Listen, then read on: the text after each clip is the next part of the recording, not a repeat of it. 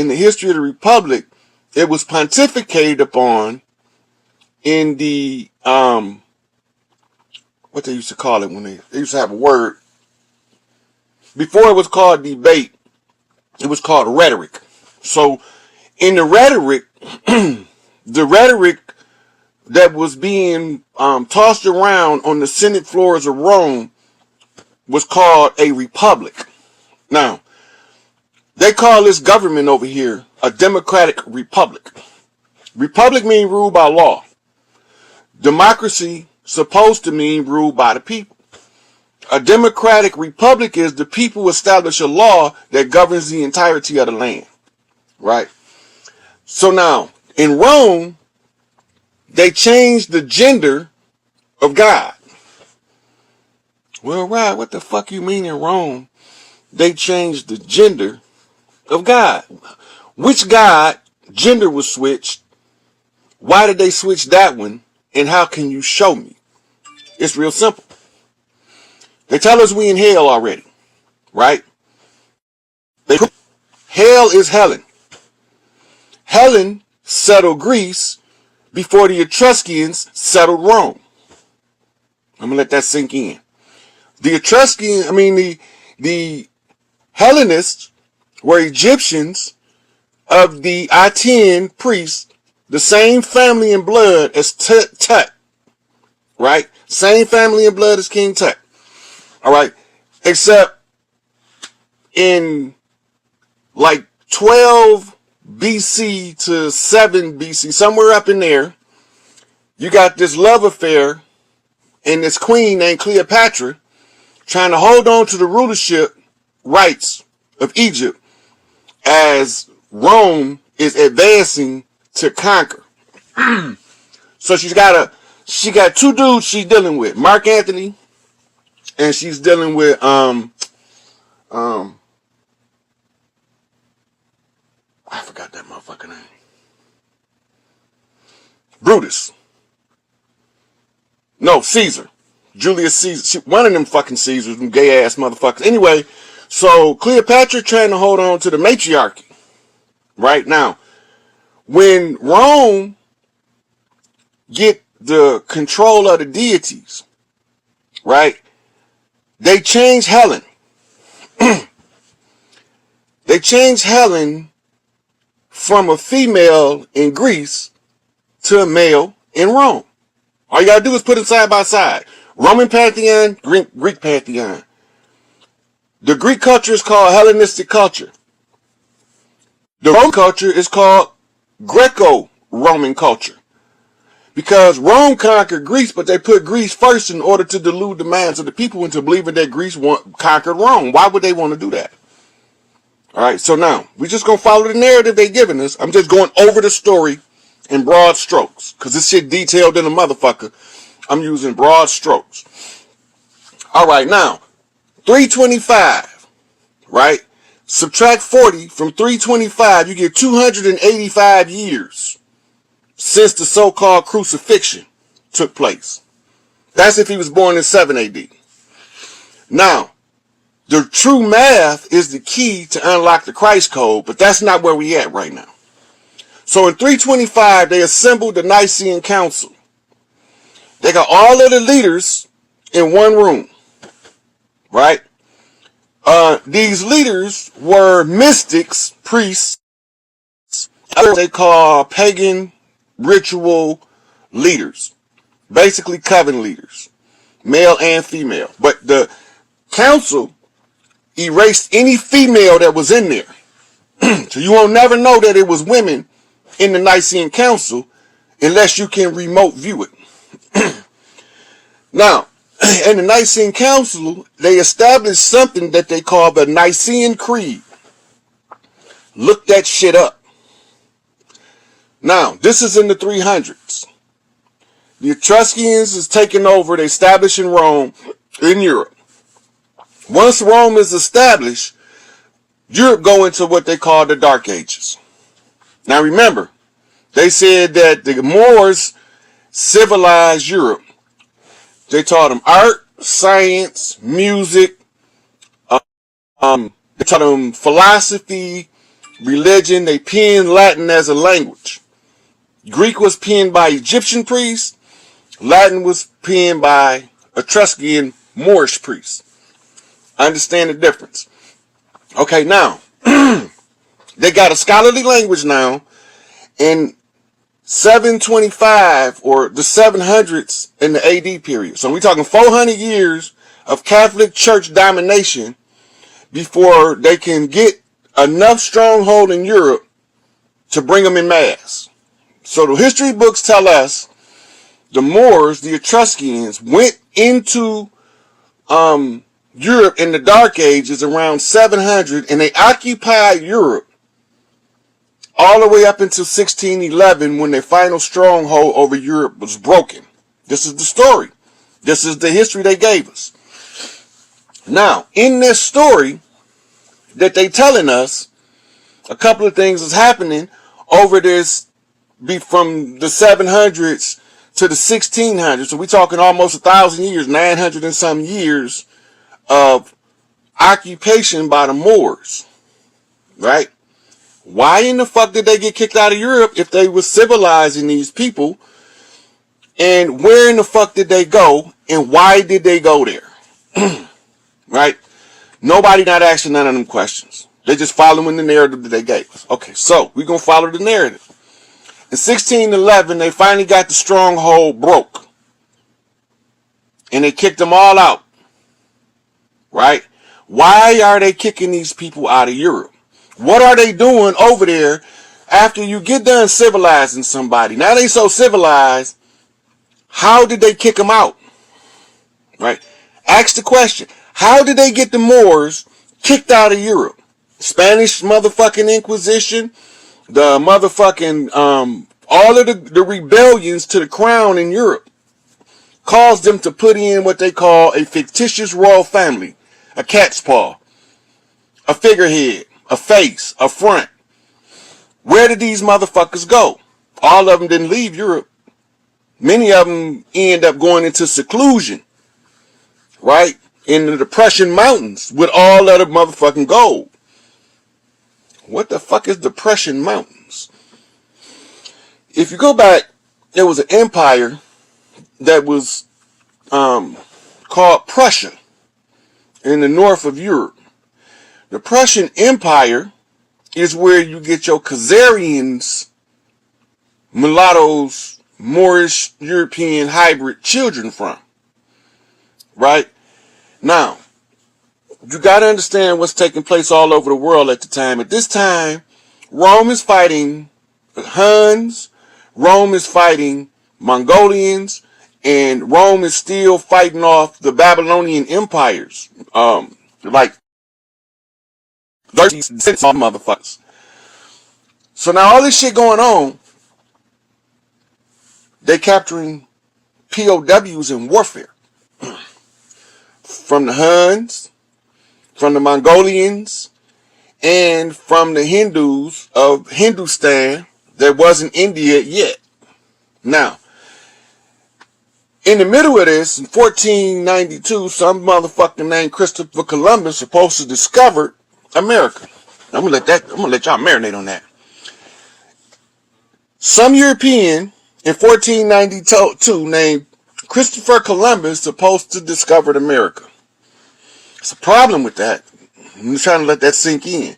In 1492, the Spanish crown sent somebody named Christopher Columbus to find an alternate trade route to Hindustan that wasn't called India yet. That sink in. Because they tell us in the history books, in the textbooks in the school, that when Christopher Columbus came, he was looking for an alternate trade route, and he got lost and thought he was in India. That don't make no sense. It doesn't make sense. It makes zero amount of sense. First of all, Pietro del Negro is a Moorish navigator. And the navigators can tell you where you at in the middle of the ocean by the position of the stars without seeing no land. But they telling us Columbus got lost. Not only are they telling us he got lost, they telling us that when he finally found land, he just struck up on some land. We know it today as Hispaniola was what they called it. When he landed there, he named it Hispaniola. Today is Dominica, Haiti. Okay. So now, Columbus got lost, is what they telling us. And he thought he was in India. How is this possible when India is not India yet? This in your textbook, in your school, that they teaching your children is bullshit. Columbus got lost. He got lost. And in the course of him getting lost, he thought he was in India and called the people Indians. But the problem is, India wasn't India yet.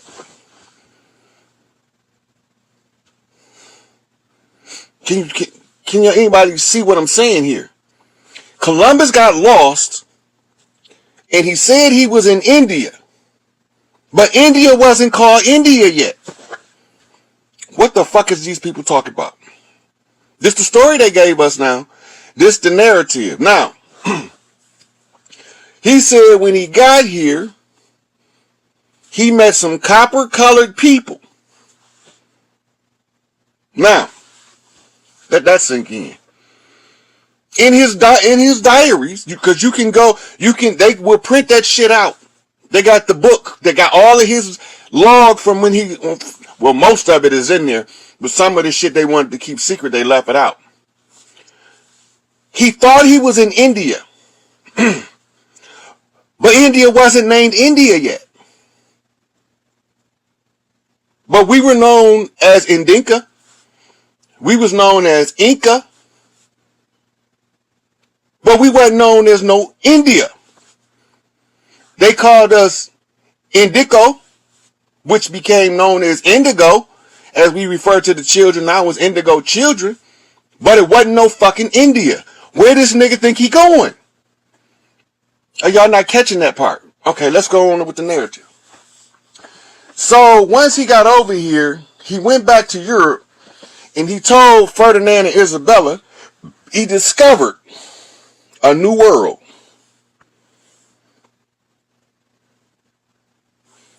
Okay, I got a person. Somebody want to come in. I'm gonna let him in and see what we got going on here.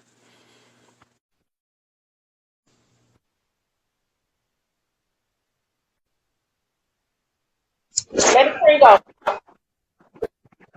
Go get a 2-piece sauce in that cocoa bean looking shit. You ain't all the way clear yet. Wait. You ain't all the way clear yet. You got to clear up some more. Where your camera at? Turn your camera on.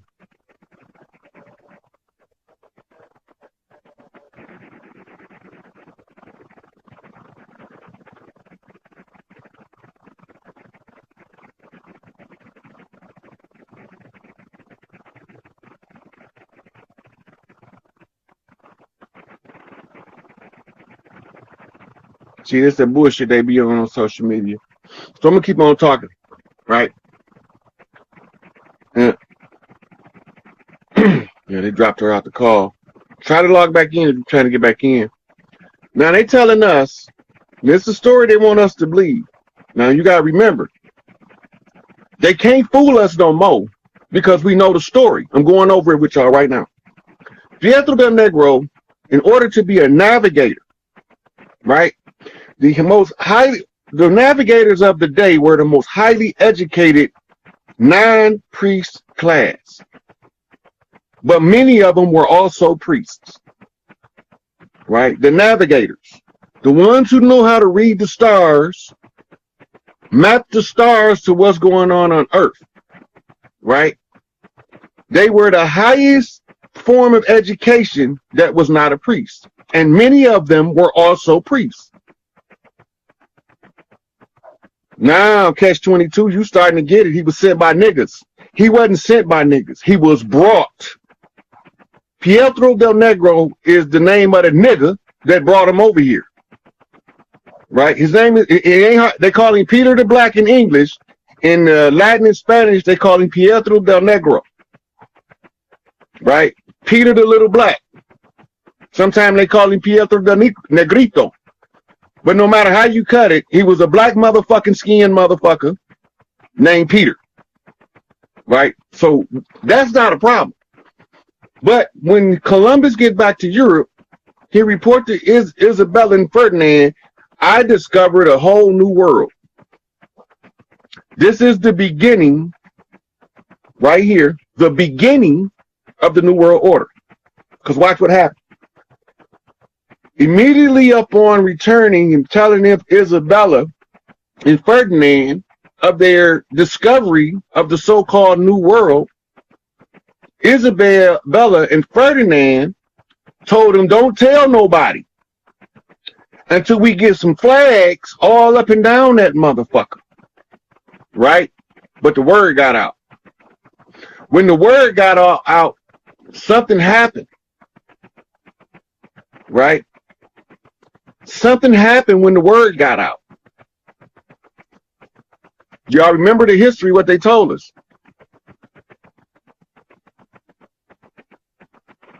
Oh, don't worry about it. We got this shit covered. So once they got over there and they start spreading the word about the New World, that Columbus and the nigga Peter the Negro, they discovered the New World. Now, first of all, let me stop right here. Let me tell you. So the history says that Christopher Colombo, or his name was Cristobal Colombo, was a what you call that? Sephardic Jew. Now, this became disturbing to me because we got three main classes of Jew in modern era. We got Ashkenazi, we got Sephardi, and we got Khazarian. And not one of these motherfuckers, not one, Ashkenazi, Sephardi, or Khazarian is one of the 12 children or tribes of Israel. Go look it up. Who the fuck is these motherfuckers? I already gave y'all the spoiler on the Khazarians. Right? Now they call the Ashkenazi and the Sephardi are known as the Spanish Jew and the French Jew in modern colloquial terminology. Both of them are Latin subcultures. French is a subculture language of Latin. Latin is the parent language of French, Spanish, Italian, and Dutch, and a couple more.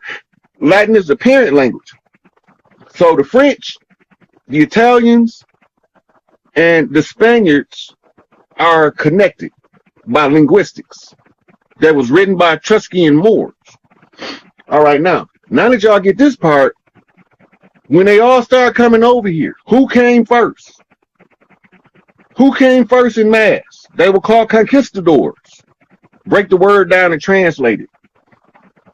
Conquest, Tudor.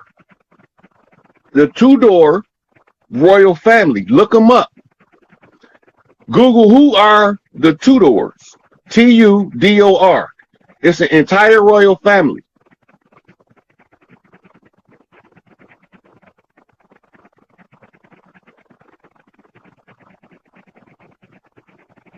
I see you. I see you, Simone. So they are these royal families, Tudors, right? These are a bigger family, an older family than what you call your Merovingians. Your Merovingians is a subset under the Tudors.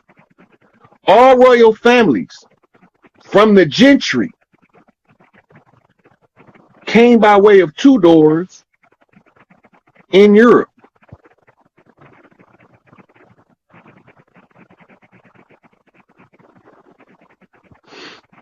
So, the royal families became fractured when they got kicked out of Europe? Where the motherfuckers go? Okay, so now, what happened when they got over here? We know they came over here. So they tried to masquerade as the people of the land. Their philosophy and their thinking is this. If we can keep these people from ever realizing who they are and their blood ties to the land, we can just say we them. And we can say they came from somewhere else. And if we tell them they came from somewhere else long enough, they bound to believe it. So who's writing this story? Who's telling this motherfucking narrative for us to see it as if we came on a ship? Columbus came on a ship, right? The Mayflower, them was ships. But I can't find no slave ship. I ain't the only one been looking. Malachi York was looking for a slave ship. He couldn't find one either. Dane Calloway been looking for a slave ship. He can't find one. Nation of Islam been looking for a slave ship, and they can't find one. But we can find immigrant ships. We can find immigrant ships from Europe that also stopped in Africa because it's in their log. I didn't make the shit up. It's in their log. They wrote that shit. So we know they pathological liars. So do we believe them or do we don't? They wrote that we came on ships. My mama told me we ain't come on no fucking ships. She don't know what them people talking about. Well, who is these motherfuckers that came on the ship? Those are what you call your black people, BLAQ. It's a legal terminology and a legal classification of a subset of a group of people. And it ain't got nothing to do with their skin color. Right? They the same motherfuckers kicked these motherfuckers out of Europe. So if they kicked them out of Europe, why are they coming over here to the great melting pot? Right? And what's this one drop of blood doctrine? Right? You own it, Shatoya, Moors. But it's two kinds of Moors. Because the legalese was used to confuse the issue at hand. What the fuck you talking about, Rod? The legalese was used to confuse the issue. Okay. So in our culture and how we have developed in these here so-called United States of America, the legalese is the language lawyers talk. Medicalese is the language doctors talk. Colloquial language is the language commoners talk. And then you have what you call political jargon, which is the gentry. These four classifications of royal hierarchy. When you know the medicalese, the legalese, the gentralese, and the colloquial language, they can't trick you no more. Trickery out the door. Right? So now we got these motherfuckers telling us we ain't from here. They contracted with what we call Dawes Roll Indians. If your family traced back to the Dawes Roll, that means either two things. Either your family was inserted to steal a birthright, or your family was injected to remove a birthright. The Dawes Roll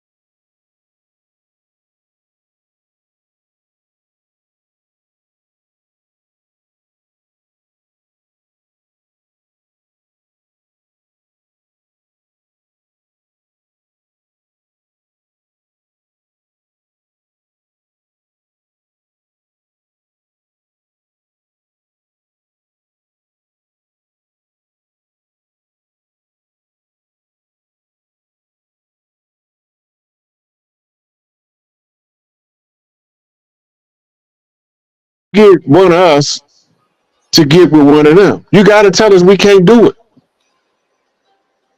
You got to make us rebel against the order of the day. They had no beauty standard, but they can only develop one once they get their drop of blood because their genetics doesn't allow for it.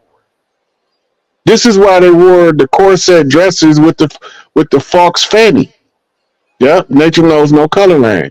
He's telling you that when they came over here, we wouldn't mix with them. We wouldn't touch them motherfuckers. Right? So when you force a people until you get to the mulatto stage and the octoroon stage, you can turn them loose on either side of the fence and they'll mix for you to get the drop of blood throughout the spectrum. This is what he was reading when he was showing you that we ain't like them motherfuckers and they ain't like us. But they have to get their drop of blood some kind of way. And they unleashed the reign of terror to get it. And they was brought over here to keep us from ever getting into the institutions to get to the information. Right? So this is what he's telling you in the story that he was reading is my man is describing how we perceive them, how they perceived us, and trying to figure out how to make us to perceive each other differently from two different sides of the world. Right? The snowman meet the sun man. Goddamn. Iceman inheritance. They got to go through a catharsis to get that evil shit out their blood that was put in them in the laboratory. The catharsis look like racism. It looks like sexism. It looks like oppression. Until they get fed up with the shit their parents did. That one drop of blood take hold in their psyche, they ain't gonna like that shit. So now you gonna see pale faces. Wasn't overdue all this. I'm gonna make the pale face tell you the truth. How is he gonna do that? He gonna talk to that one drop of blood. And that one drop of blood, I don't care what vessel it's in, it's gonna respond to the chief. This is what the whole crucible of God, great melting pot story that they're telling us the whole time. They telling us what they doing. And we not paying it no attention because it sounds like a slick slogan from the government. It's not. This is why eugenics was created, to make it look like they wanted to genocide us, to force us to accept some people we wouldn't accept. It's reverse psychology used at its maximum potential in a sociological instead of an individual capacity. I don't give a fuck about none of that shit no more. Now I'm trying to get, I want my big mama back. Fuck the bullshit. Because when Big Mama come home and all of her daughters get their shit back, we good. We could figure out everything else at that point. So when is that supposed to happen? Now in real time. Yeah. It's going down real time right now. The process is processing. Understand, Big Mama. This part of me, I'm trying to. You might not be one of us. Or so it takes to be one of us. He's a Hebrew Israelite. Big Mama. He might not be. Why wouldn't you understand Big Mama, but you understand Big Papa? He's a Hebrew Israelite. I mean, listen, there you go. That's the doctrine. The return of Big Mama. We're restoring the matriarchal structure that the tribes operated on before the rogue patriarchs brought their Bible bullshit over here. Mm-hmm. Paleolithic time. It's just as simple as that. We say Big Mama because every clan called their tribal mother Big Mama. Mm-hmm. Or something like that. Muddia, Nana. Right? It just depends on who she was, but the tribal mother, we called them Big Mama. God. He directly described the nature of lions. But what's the nature of the gorilla? Same thing. A female gorilla. It's not the same thing. When a male gorilla take over, he don't kill none of the babies. Well, I know father them all. The reason why I pointed out the difference in the nature of the lion and the gorilla is the evolution of the masculine in the species. The evolved masculine understand that the nature of the feminine, she may have children when he meet her. And the evolved man is going to nurture and father them children like they his own. But the unevolved man is going to have an attitude with the children and become easily frustrated with them because they not his own. It's a difference. It's a different. It's levels to this shit. I understand, but we talking about gorillas or men? Because you're saying the uninvolved. The same reason, the same way you matched up the lions. I'm just showing you that the difference in the two species. The human species is above all that shit. But we don't want to accept that reality yet. We ain't culturally mature enough again. We have to remature back into the evolved beings we were when we nurtured everything on the planet, including the lion and the gorilla. Earlier, one of the sisters mentioned their uncle had always surrounded himself with a group of women. I was just getting ready to say that. There's something else that happens when you surround yourself with a group of women. You live longer. Most loyal soldiers. Look, we ain't even got to that part. I'm talking about the energetic difference. That's a fact. Right? The mitochondrial support from multiple women allows the man to heal from some shit that he wouldn't have healed from without her. A group of women, a group of balanced women are Tesla coils of healing mitochondrial resonance. This metaphysical science in the tribes was based on metaphysics. We move on the earth like the stars move in the sky. See, Wait, Apostle, let him finish. Yeah. It's all energy. It's all energy and energy management, resource management.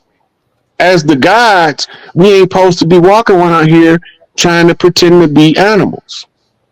We supposed to do God shit. So I'm not finna go pissing on every tree I walk past like a dog just because I'm a man. But a dog gonna piss on every tree he go past to make sure a person notices his territory. The most I'm gonna do is stake a totem pole. Yeah, eventually he's gonna right? If we gonna be gods, we gonna have to do some God shit. If we gonna be mortals, we gonna have to do some mortal shit. But the first thing we got to do is figure out the difference in the goddamn two. You can't call yourself a god, you don't do no god shit. You're just a mortal who aspire to godhood. But you have the potential to become the god as soon as you realize what it takes to ascend to that level.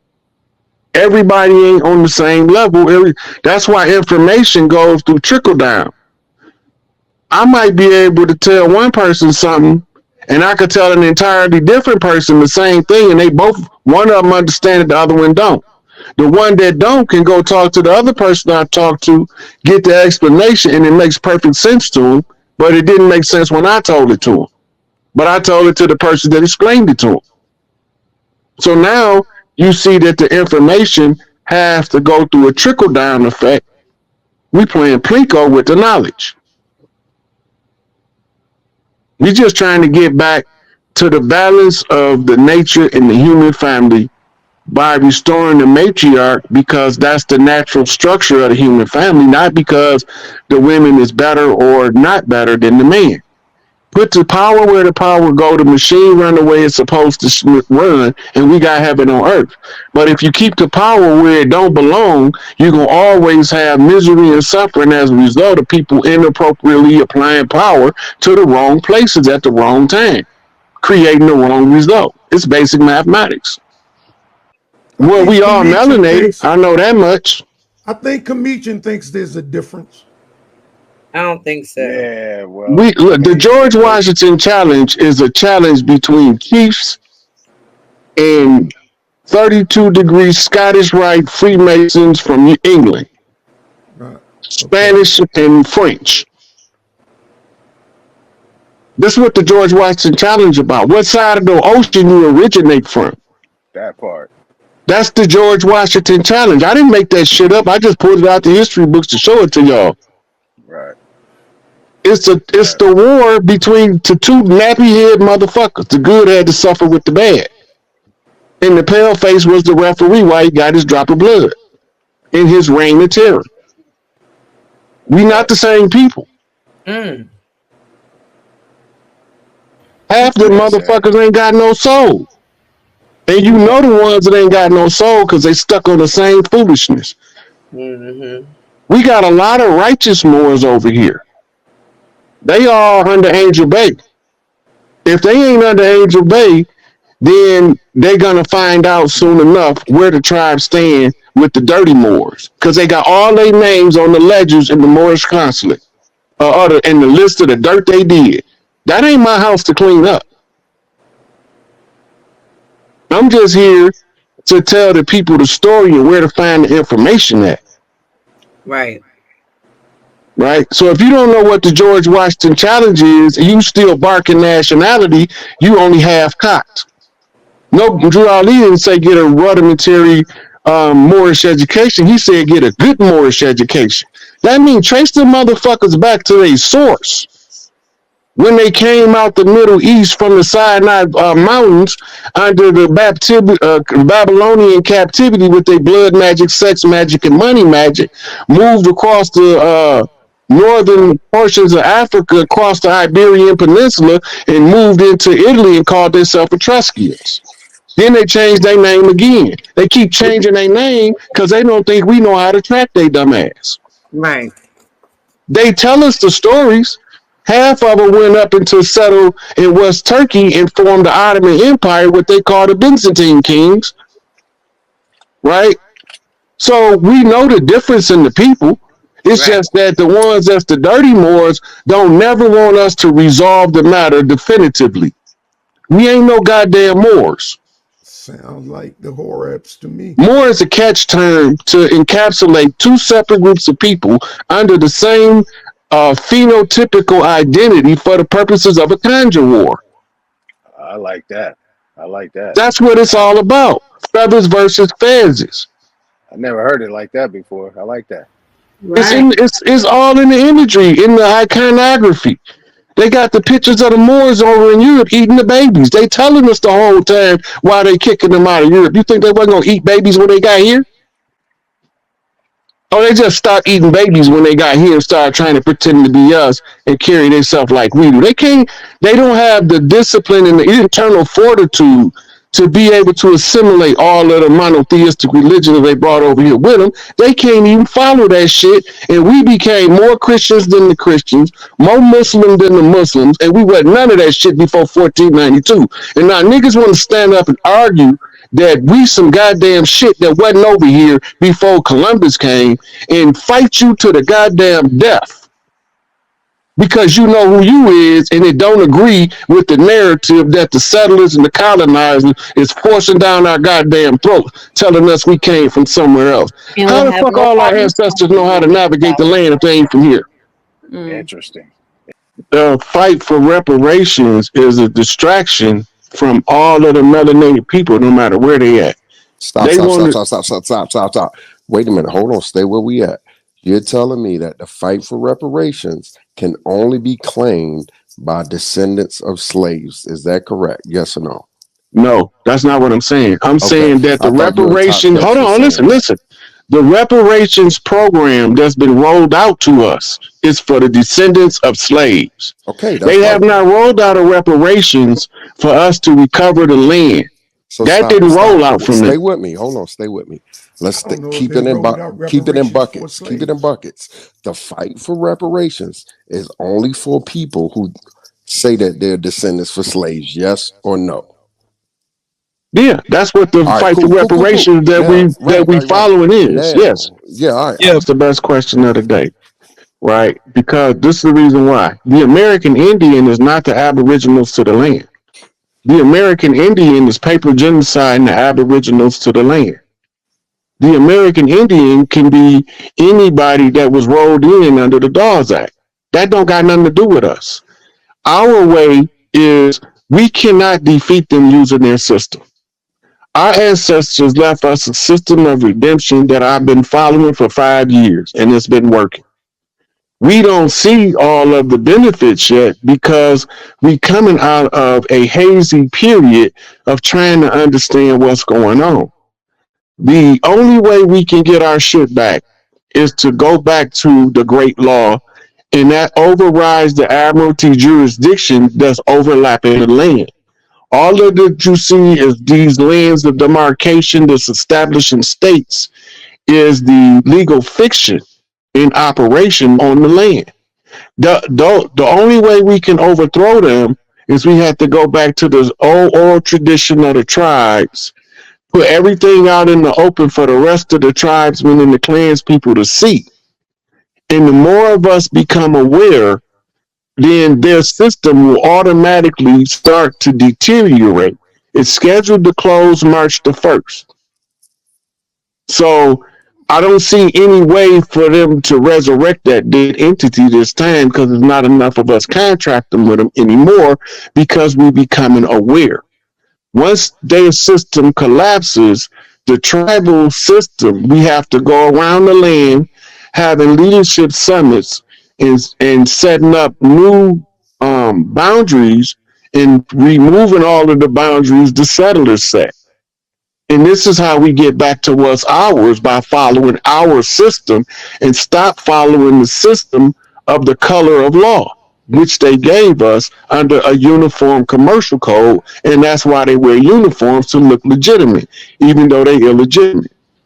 When you learn more information, it allows you to do better than you were doing before. Right? So those people that they call the Native Americans, and they not from over here. But they was giving them titles by the government that don't belong over here either. So you got two left feet trying to do a right foot dance. We're getting tricked by the money. I like that. The money has no intrinsic value in and of itself. It's only tied to contracts. And they allowed these casinos to be built in order to circulate enough notes to maintain the artificial currency and to artificially float the government. The money is a fiat currency. It's not backed by anything. It should be backed by gross domestic product or gross national product, but nothing backs the money. The US dollar is not backed by anything. You thinking that because they giving these people a whole bunch of monopoly money that they getting them currency, that they giving them real money. Real money is transferred in gold and silver. If these people are not collecting gold and silver and they collecting fiat currency, they not collecting money. They artificially floating the fractional reserve banking system, keeping them in power under the pretense of wealth. But the pretense is false. We got to get to the real money, back to the gold standard, back to the silver standard. If we don't do that, then fiat worthless piece of paper becomes our destiny. We don't want that shit. Fuck that. Wipe my ass with it. What do I do? You need to contact the offices, the diplomatic office in DC for Sierra Leone, so you can fight for your reparations. Look, because the Africans reclaiming their shit. So if you one of them, then you need to be fighting for your reparations, like right along with them. Yeah. Well, I done had a delegation at my family union from Sierra Leone. Over 30 people. Okay, came to my I'm not arguing with that. I'm not disputing that. I'm just telling you that if you're trying to get reparations, you need to contact the consulate for Sierra Leone so that you can have a political body to represent you in your negotiations for your reparations. That's all I'm saying. Well, what about my grandmother, Olivia? That's a Cherokee. Because I understand Cherokees are getting reparations. Well, I have to ask you this question. Are you a matriarchal descendant or a patriarchal descendant? Meaning, do your ancestral I said my grandmother. Do your ancestral lineage pass down through your motherland or your fatherland? I said my grandmother.